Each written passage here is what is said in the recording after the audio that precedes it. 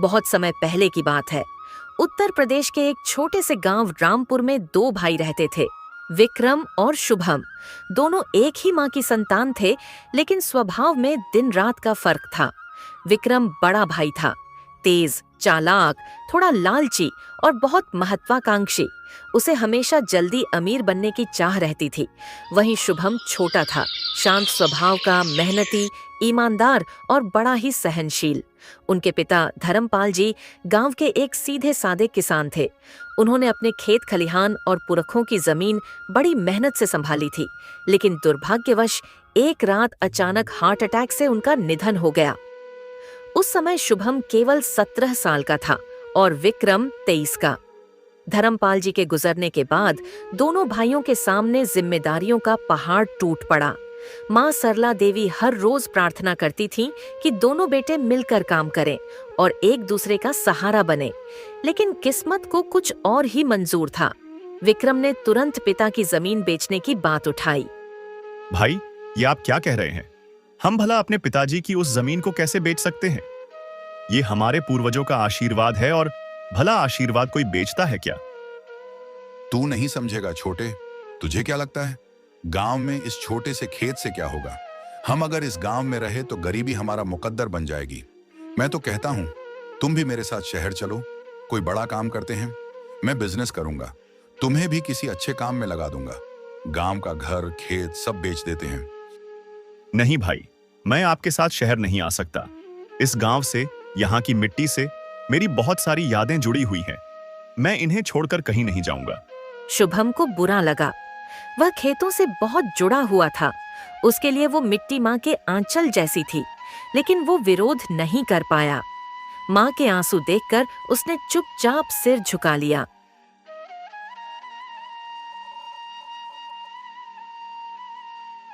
विक्रम ने पिता की आधी जमीन बेच दी और शहर चला गया। शुभम गांव में ही रह गया। जो जमीन बची वही उसका संसार बन गई। उसने बैल जोते, खेत जोते, सब्जी उगाई और मां का ख्याल रखा। उधर शहर में विक्रम ने पिता की दौलत से व्यापार शुरू किया। शुरुआत में उसने खूब पैसा कमाया। पार्टी, शोहरत, गाड़ियां, शहर की चमक दमक में वह पूरी तरह डूब गया। वो गांव वापस आता तो दिखावे के लिए बड़े बड़े कपड़े पहनता, मोबाइल लहराता और शुभम की मेहनत का मजाक उड़ाता। अरे ओ गंवार, तू अभी भी उसी गंदे कीचड़ से सने खेत में घुटनों तक ढांसा हुआ है? क्या तुझे अब भी मिट्टी में ही अपनी किस्मत ढूंढनी है? देख जरा मेरी तरफ। मैं अब शहर में रहता हूँ, एसी में बैठता हूँ, चमचमाती गाड़ियों में घूमता हूँ, सूट बूट पहनता हूँ, बड़ी बड़ी पार्टियों में जाता हूँ। और तू अब भी वही पुरानी धोती, वही फटी बनियान, वही गोबर की गंध। मैं तेरे लिए शहर में बढ़िया काम दिला सकता हूँ। तुझे बस यह देहाती छोड़ना होगा। खेत खलिहान को भूल जा, धोती उतार, सूट पहन, चल मेरे साथ। तू भी इंसान की तरह जीना सीख जाएगा। यहाँ कीचड़ में पसीना बहाने से अच्छा है शहर में कोई काम कर। वैसे तुझे कोई बहुत अच्छा काम तो नहीं मिलेगा, क्योंकि शहर में मंदबुद्धि लोगों की जरूरत नहीं है, लेकिन तू मेरा भाई है तो मैं तुझे कोई ना कोई काम दिला ही दूंगा। शुभम बस मुस्कुरा देता। उसे अपने खेत की मिट्टी से जो लगाव था वो कोई नहीं समझ सकता था, पर समय सबका हिसाब रखता है।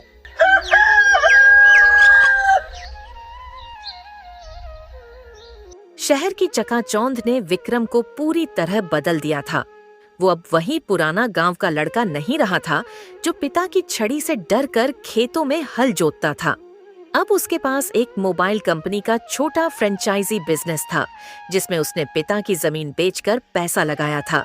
शुरुआत में मुनाफा हुआ और यही मुनाफा उसके घमंड की पहली सीढ़ी बन गया। हर 3 महीने में विक्रम गांव आता, बड़ी गाड़ी में, चमकते कपड़ों में, सुगंधित परफ्यूम की खुशबू में लिपटा हुआ। वो मां से मिलकर 2 दिन रुकता और शुभम का मजाक उड़ाता।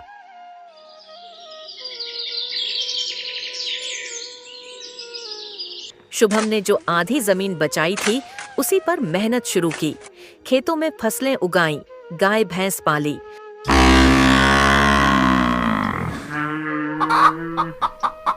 वो दिन भर काम करता, रात में किताबें पढ़ता और धीरे धीरे गांव वालों के बीच उसकी इज्जत बढ़ती गई।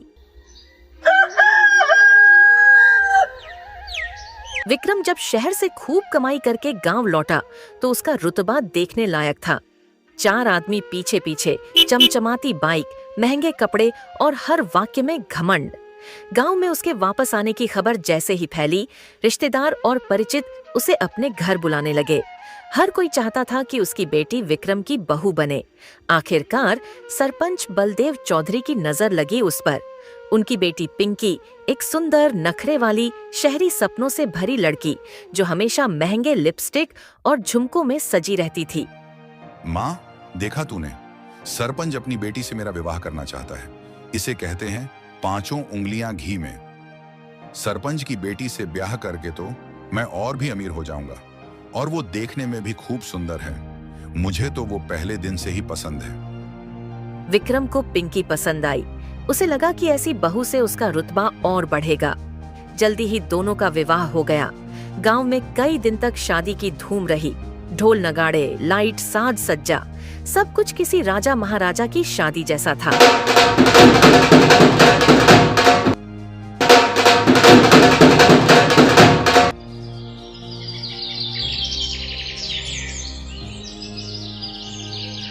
उधर शुभम चुपचाप अपने खेत में जुटा रहा।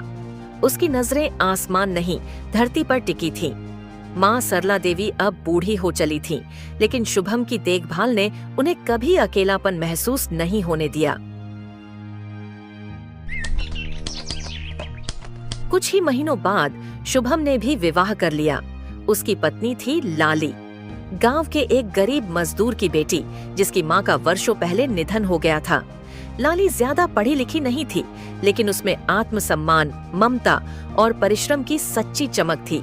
शादी के बाद लाली और शुभम का जीवन साधारण था, पर संतोष से भरा।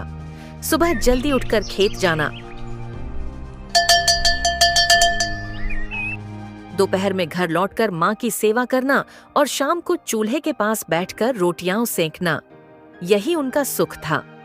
अब दोनों भाइयों की जिंदगी अलग अलग रास्तों पर चल रही थी।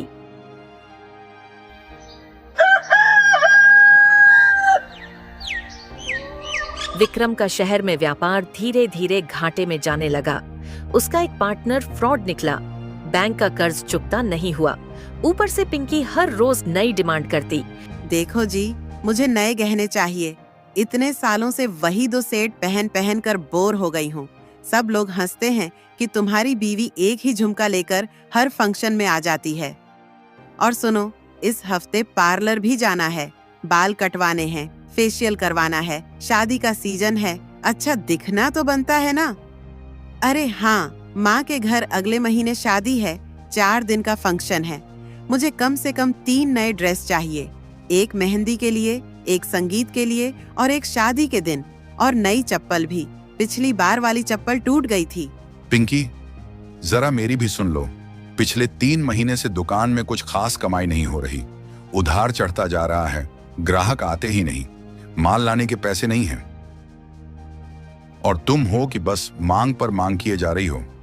हर रोज ये सोचकर निकलता हूं कि कुछ अच्छा होगा, कुछ बिकेगा, कुछ आमदनी होगी, लेकिन जब शाम को खाली हाथ लौटता हूं तो तुम्हारे ये नए गहने, पार्लर और कपड़ों की बातें मेरे दिल में छुपती हैं।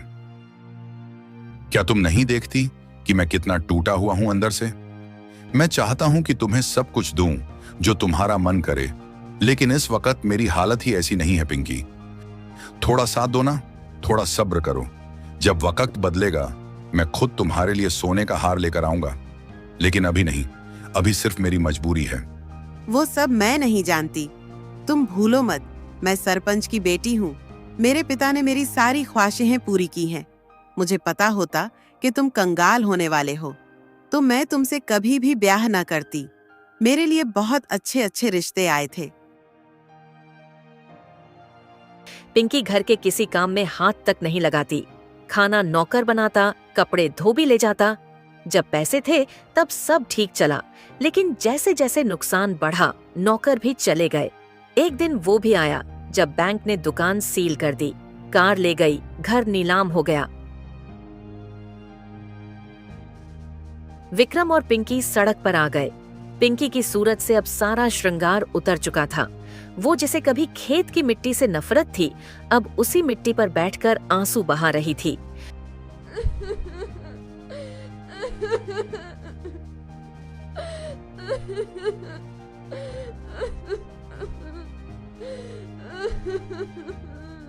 अब हमारा क्या होगा?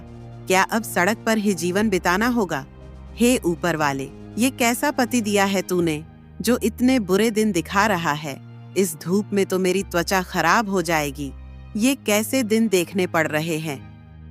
तुम चिंता मत करो पिंकी, मैं कुछ करता हूँ। मैंने अभी हार नहीं मानी है। शुभम धीरे धीरे तरक्की करता जा रहा था। उसने थोड़ी थोड़ी बचत से गांव में एक और छोटा खेत का टुकड़ा खरीद लिया था। उसकी फसल अच्छी हो रही थी और लाली हर दिन मेहनत से उसका साथ देती। वो गाय का दूध निकालती, घर का सारा काम करती और माँ को रोज तेल से सिर में मालिश करती। एक दिन गांव के बाजार में विक्रम लौट आया, पैदल थका हुआ, चेहरे पर शर्म और आंखों में पीड़ा। उसने देखा कि शुभम अब गांव के सबसे मेहनती किसानों में गिना जाता था। लोग उसके खेत की उपज का उदाहरण देते थे। विक्रम की छाती में आग जल उठी। तो अब ये हाल है? कभी जो मेरे पीछे पीछे चलता था, आज वही मुझसे आगे निकल गया। ये तो मेरे छोटे भाई ने मुझे पछाड़ दिया। कैसे? क्या खास किया उसने जो मैं नहीं कर पाया? ये गवार मुझसे आगे कैसे निकल सकता है? मेरी बीवी भूखी सोती है और इसकी बीवी दूध दही पर पलती है। उसका घमंड टूट चुका था, लेकिन ईर्ष्या अब भी जिंदा थी। सुनिए जी, अब मुझसे और बर्दाश्त नहीं होता। मैं इस तरह घुट घुट कर अपना जीवन नहीं काट सकती। कुछ तो कीजिए। ये कैसी विडंबना है कि वो शुभम और उसकी पत्नी हमसे ज्यादा खुश और संपन्न हो गए हैं। कभी जो हमारे सामने हाथ जोड़ते थे, आज वो हमें नीची निगाहों से देखते हैं। दिन रात उनका ऐशो आराम देख देख कर मेरा दिल जलता है।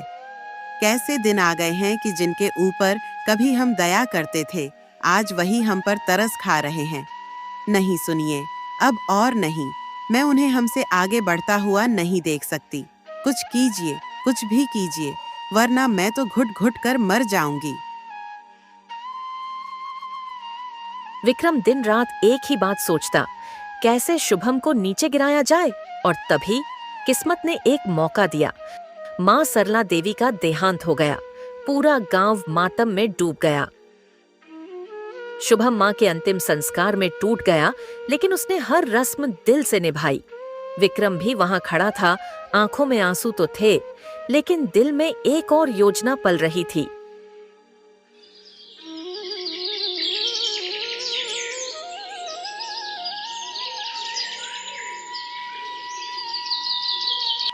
कुछ दिन बाद विक्रम तहसील कार्यालय गया और एक दलाल से मिलकर जाली दस्तावेज बनवाए।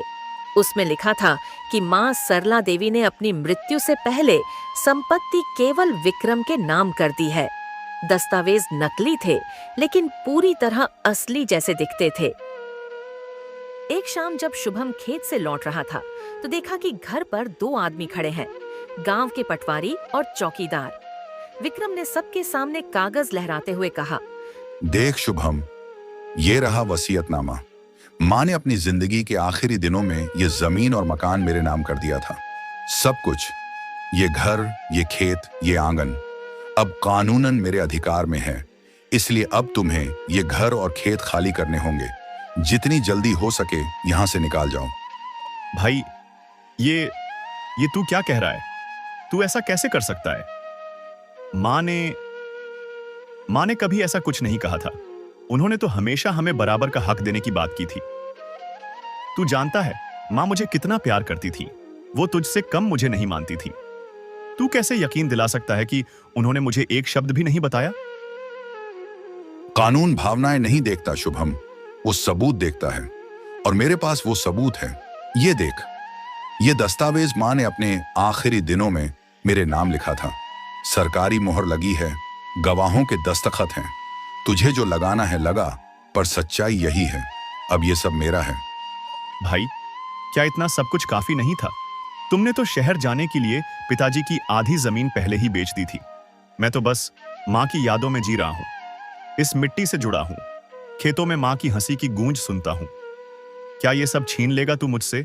माँ की परछाई भी बांट ली तूने। शुभम चुपचाप अपनी पत्नी लाली और एक जोड़ी कपड़ों के साथ वही पुराना टूटा फूटा खेत लेकर दूर कोने में जा बसा। वो खेत जो उसने अपनी मेहनत से बनाया था, जहाँ एक छोटी सी झोपड़ी थी, एक गाय थी और ढेर सारी उम्मीदें। लाली, तुम चिंता मत करो, हम फिर से मेहनत करेंगे। विक्रम ने मुझसे मेरी जमीन ली है, वो मेरा नसीब मुझसे नहीं छीन सकता। दुख तो इस बात का है कि मेरे अपने भाई ने मुझे धोखा दिया, मुझसे दगाबाजी की, लेकिन मैं फिर से सब काम करूंगा। तुम देखना, बहुत जल्द हम गांव में अपना घर ले लेंगे। मुझे आप पर पूरा भरोसा है, आप मेरी चिंता मत करिए। इस समय हमें काम पर ध्यान देना होगा। वैसे भी ये झोपड़ी छोटी है, पर आपका मन तो बहुत बड़ा है। मेरे लिए यही काफ़ी है कि मेरा पति एक ईमानदार और अच्छा इंसान है। मुश्किल के इस समय में मैं आपके साथ हूँ। हम इस बुरे समय को भी मुस्कुराकर पार कर लेंगे।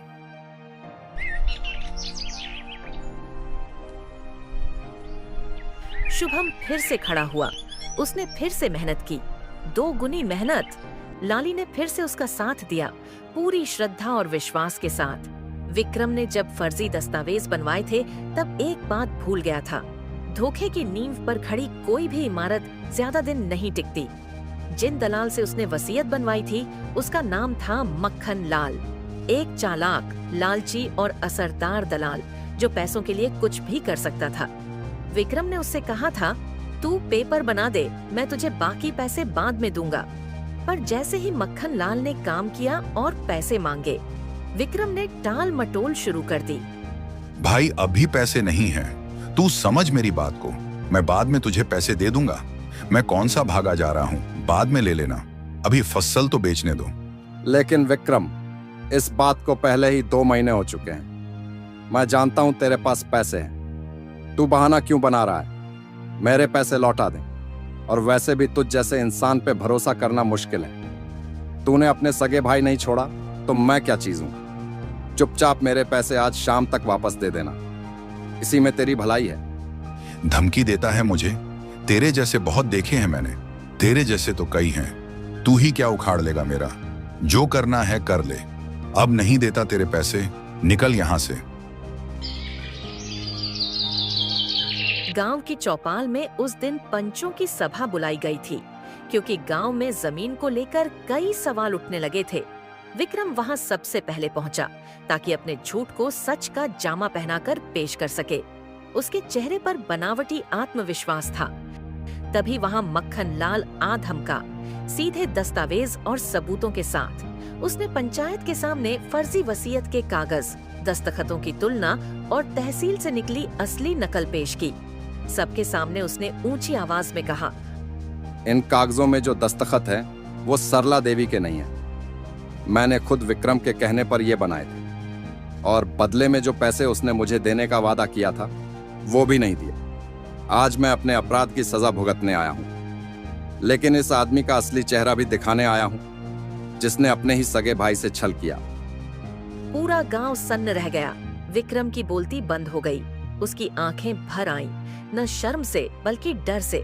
पंचायत के मुखिया बोले, विक्रम, तूने न केवल अपने भाई को ठगा, बल्कि अपनी माँ की आत्मा को भी अपमानित किया। क्या तुझे एक पल के लिए भी अपने भाई पर तरस नहीं आया? तेरे हाथ नहीं कांपे? और अब तेरे पापों का घड़ा भर चुका है। सजा भुगतने के लिए तैयार हो जा। शुभम को उसकी जमीन और मकान तत्काल वापस दिया जाए। विक्रम को गांव से बेदखल किया जाए, ताकि वो दूसरों के लिए सबक बने। मक्खन लाल को चेतावनी दी गई कि अगली बार किसी ग्रामीण के साथ ऐसा व्यवहार किया तो उसे भी सजा मिलेगी। और फिर विक्रम ने अपने जीवन में पहली बार सबके सामने सिर झुकाया। कोई बहाना नहीं, कोई तर्क नहीं। उसका झूठ, उसका घमंड और उसका स्वार्थ सबके सामने नंगा हो गया था। वो चुपचाप गांव से निकल गया, धूल भरे रास्ते पर चलते हुए। अब वो हर गांव में काम मांगता है, कभी मजदूरी करता है तो कभी भूखा सोता है। कोई उसे टिकाकर काम नहीं देता। क्योंकि उसकी बदनामी उसके आगे चलती है।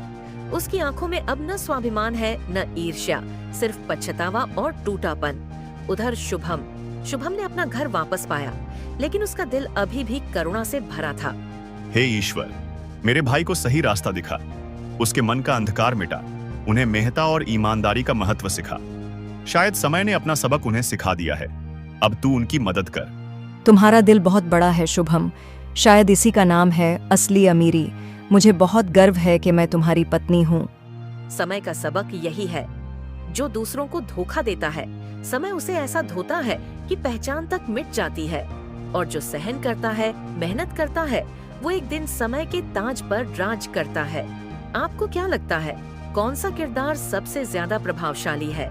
कमेंट में बताइए।